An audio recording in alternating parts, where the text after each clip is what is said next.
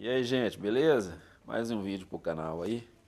Deixa eu falar com vocês, esse carro aqui, na hora que você passa na rua, num quebra-mola, ele dá um barulho, tipo assim, um clock, clock.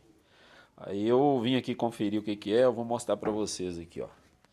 Então acompanha aqui. Primeira coisa que eu vim verificar é a folga. Que a roda você verifica as folgas dela assim. Se for assim, normalmente é pivô. E se for assim, ó, é braço axial. Eu sempre confiro assim, né? Aí eu dei uma girada nela aqui, nada. Aí eu peguei uma madeira aqui, ó. Balancei aqui pra ver se as buchas balançavam. As buchas não balançou. Mas eu descobri o problema. Deixa eu mostrar pra vocês aqui.